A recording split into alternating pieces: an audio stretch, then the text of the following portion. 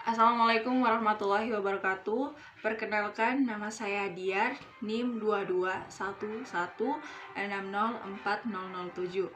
Tujuan dibuatnya video ini adalah untuk memenuhi tugas mata kuliah kemanusiaan dan keimanan.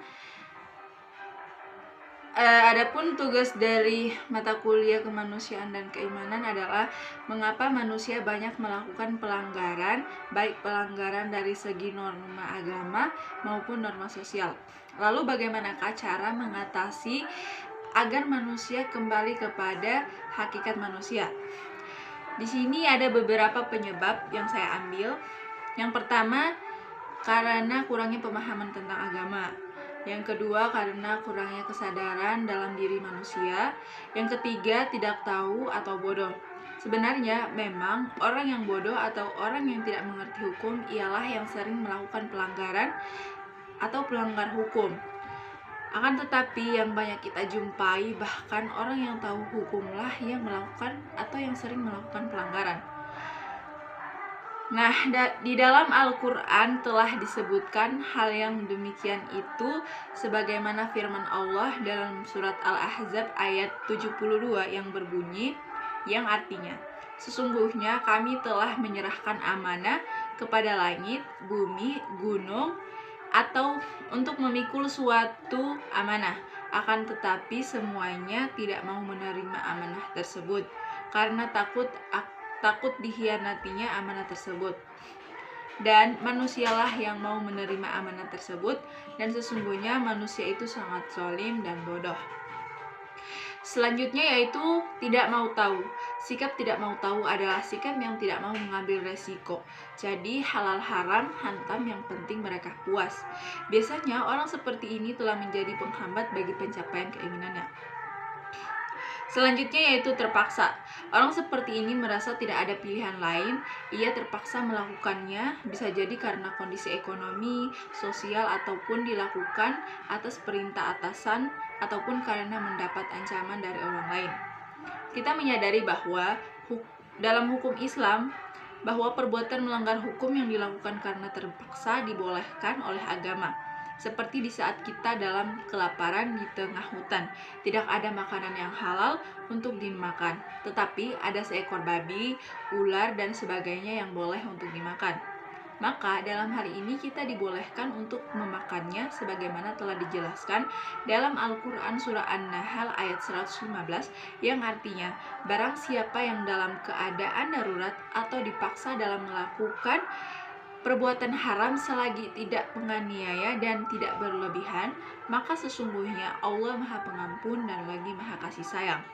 Dan di dalam ayat yang lain, Allah berfirman di dalam surat Al-Maidah ayat 3 yang artinya, maka barang siapa dalam keadaan terpaksa atau darurat dalam kelaparan tidak pula berniat untuk membuat dosa, maka sesungguhnya Allah Maha Pengampun dan lagi Maha Penyayang terhadap hambanya. Selanjutnya yaitu tidak mampu mengendalikan diri. Selanjutnya, punya niat jahat. Orang seperti ini biasanya akan melakukan makar perbuatan melanggar hukum ketika ada yang menjadi hambatan bagi dia untuk mencapai tujuannya. Biasanya, perbuatan ini sudah terencana terlebih dahulu, seperti makar yang dilakukan oleh orang kafir Quraisy yang hendak membunuh Nabi Muhammad SAW ketika hendak hijrah ke Madinah. Hal ini dinukilkan dalam Al-Quran pada surah Al-Anfal ayat 30 yang artinya, dan ingatlah ketika orang kafir Quraisy hendak menangkapmu atau membunuhmu atau mengusirmu, dan mereka betul-betul berbuat tipu daya, dan Allah pun mengadakan tipu daya tersebut. Sesungguhnya tipu daya Allah lah yang lebih baik membuat tipu daya. Selanjutnya yaitu sudah terbiasa. Bagi orang yang sudah biasa melakukan perbuatan yang baik maupun yang jelek, maka ia akan terbiasa melakukannya. Ibarat pepatah mengatakan, Allah bisa karena biasa. Selanjutnya yaitu karena ada kesempatan. Manusia pada dasarnya cenderung berbuat baik atau melakukan suatu perbuatan yang melanggar hukum, tetapi oleh karena ada kesempatan atau peluang, ia pun melakukan suatu perbuatan melawan hukum.